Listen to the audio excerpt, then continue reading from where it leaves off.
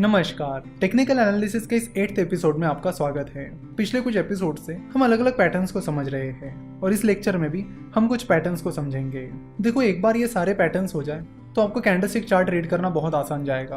कोई भी कैंडल कैसे भी हो, आप उसे तुरंत परखना सीख जाओगे और टेक्निकल एनालिसिस में ये चीज बहुत ज्यादा इंपॉर्टेंट है। तो इस एपिसोड में हम मॉर्निंग स्टार और इवनिंग स्टार इन दो रिवर्सल पैटर्न्स के बारे में बात करेंगे। मॉर्निंग स्टार और इवनिंग स्टार को समझने से पहले हमें यह समझना जरूरी है कि ये स्टार क्या होता है। तो चलो पहले स्टार्स को समझते हैं। स्टार्स की बॉडी छोटी होती है, उनकी अपर शैडो और लोअर शैडो हो भी सकती है और नहीं भी हो सकती, या फिर उनकी अपर शैडो और लोअर शैडो छोटी भी हो सकती है और बड़ी भी हो सकती है। तो स्टार की बॉडी छोटी ही होनी चाहिए और स्टार के पहले की जो कैंडल है और वो और स्टार की बॉडी के बीच गैप होना चाहिए। तो ये गैप हमें क्या बताता है? तो ये गैप हमें बताता है कि ये जो स्टार वाली कैंडल है उसकी ओपनिंग प्राइस उसके पहले की कैंडल की क्लोजिंग प्राइस से ज्यादा है। तो जैसे कि आप यहाँ पर देख सकते हो कि बुल रन चल रहा है और उसके बीच स्टार आ गया है, और क्योंकि स्टार की ओपनिंग प्राइस उसके पहले की कैंडल की क्लोजिंग प्राइस से ज्यादा है तो ये हमें बताता है कि स्टार वाले दिन उस स्टॉक की डिमांड बढ़ गई है। इसलिए स्टार वाले दिन वो स्टॉक उसके पहले की क्लोजिंग प्राइस से ऊपर खुला है। तो यहाँ पर ये गैप हमें उस स्टॉक की स्पेशल डिमांड शो कर रहा है। वही अगर कोई स्टार डाउन ट्रेंड में आता है तो वो कुछ इस तरह दिखता है। तो यहाँ पर आप देख सकते हो कि स्टार की ओपनिंग प्राइस उसके पहले की कैंडल की क्लोजिंग प्राइस से कम है, जिसका मतलब है कि लोग उस स्टॉक को जल्द से जल्द बेचना चाहते हैं और उससे निकलना चाहते हैं। वही आप देख सकते हो कि स्टार की जो बॉडी होती है वो बहुत छोटी होती है। तो जब किसी कैंडल की बॉडी छोटी होती है तो उसका मतलब आपको पता ही है। तो उसका मतलब होता है कि उस स्टॉक की क्लोजिंग प्राइस उसके ओपनिंग प्राइस के नजदीक है।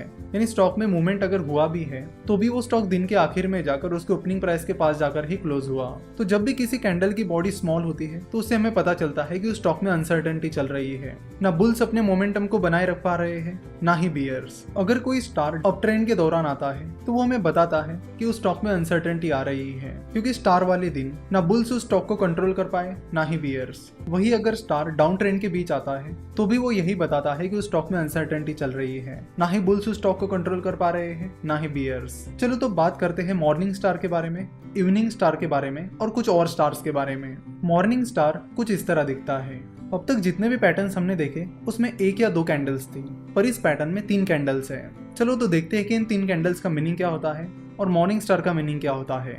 मॉर्निंग स्टार डाउन ट्रेंड में आता है। इस मॉर्निंग स्टार की पहली जो बॉडी है वो रेड कैंडल है, जो बताती है कि मार्केट में बियर ट्रेंड चल रहा है। और जैसे कि आपको पता है मॉर्निंग स्टार डाउन ट्रेंड में आता है तो बियर ट्रेंड पहले से ही चल रहा है और ये रेड कैंडल फिर से प्रूव करती है कि बियर ट्रेंड जारी है। उसके बाद ये दूसरी कैंडल आती है जो कि स्टार है, क्योंकि आप देख सकते हो कि स्टार के पहले की कैंडल की बॉडी और स्टार की बॉडी के बीच गैप है। तो मॉर्निंग स्टार पैटर्न की ये दूसरी कैंडल यानी स्टार हमें बताता है कि मार्केट में अनसर्टेनिटी चल रही है। ना बुल्स उस स्टॉक को कंट्रोल कर पा रहे हैं ना ही बियर्स। देखो, स्टार की कैंडल का कलर मैटर नहीं करता है कि वो रेड कैंडल है या ग्रीन कैंडल है, क्योंकि उसकी ओपनिंग और क्लोजिंग प्राइस बहुत नजदीक होती है। उसके बाद अब बात करते हैं इस थर्ड कैंडल की। तो ये थर्ड कैंडल ग्रीन कैंडल है और सेकंड कैंडल यानी स्टार और इस थर्ड कैंडल के बीच भी गैप है, यानी सेकंड कैंडल की बॉडी और थर्ड कैंडल की बॉडी के बीच गैप है।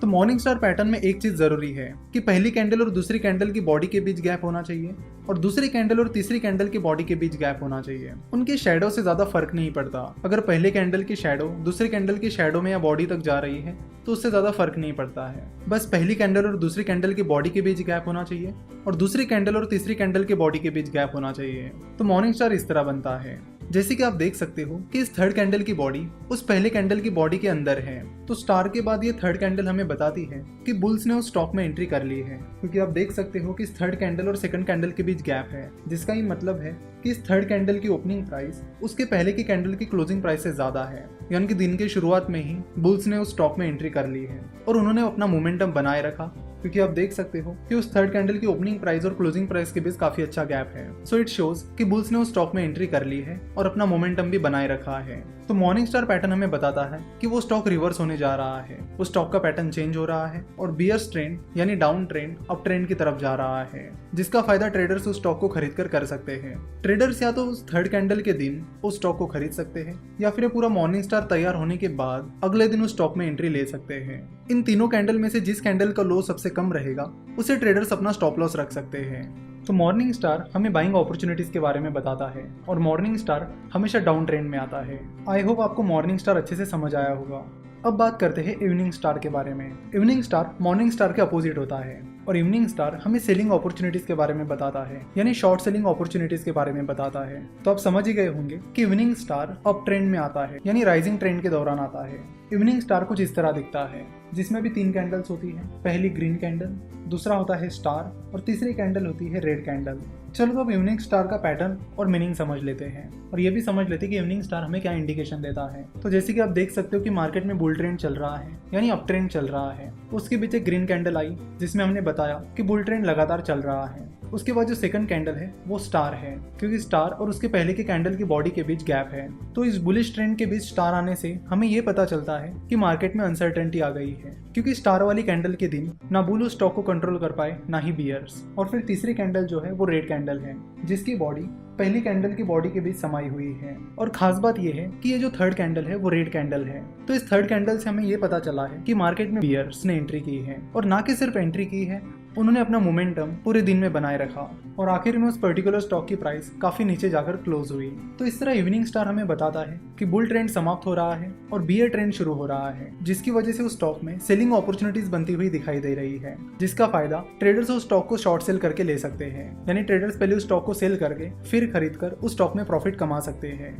तो इवनिंग स्टार के मेन फीचर्स ये है कि इवनिंग स्टार बुल ट्रेंड में आता है। उसके साथ ही इवनिंग स्टार की पहली कैंडल और दूसरी कैंडल की बॉडी के बीच गैप होता है। सिमिलरली उसकी दूसरी कैंडल और तीसरी कैंडल की बॉडी के बीच भी गैप होता है, और जो तीसरे कैंडल की बॉडी होती है वो पहले कैंडल के बीच समाई हुई होती है। तो इवनिंग स्टार कुछ इस तरह बना होता है, जो हमें बताता है कि मार्केट में या उस स्टॉक में बियर ट्रेंड आने वाला है। तो ये था मॉर्निंग स्टार और इवनिंग स्टार के बारे में डिस्कशन।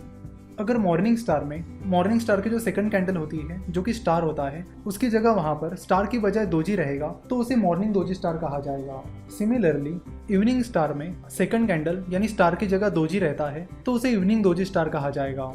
देखो मॉर्निंग स्टार और मॉर्निंग दोजी स्टार में ज़्यादा कुछ डिफरेंस नहीं होता है, क्योंकि हमें पता है कि स्टार की बॉडी स्मॉल होती है, जो हमें ये इंडिकेट करती है कि मार्केट अनसर्टन है। सिमिलरली दोजी की ओपनिंग और क्लोजिंग प्राइस सेम होती है, और वो भी हमें यही बताता है कि मार्केट में अनसर्टेनिटी है। इसलिए मॉर्निंग स्टार और मॉर्निंग दोजी स्टार में ज़्यादा डिफरेंस नहीं होता। सिमिलरली इवनिंग स्टार और इवनिंग दोजी स्टार में ज़्यादा डिफरेंस नहीं होता।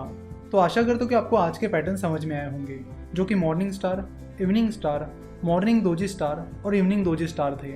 इनके अलावा कुछ और भी इंपॉर्टेंट पैटर्न्स हैं जिन्हें भी हम जल्दी समझ लेंगे।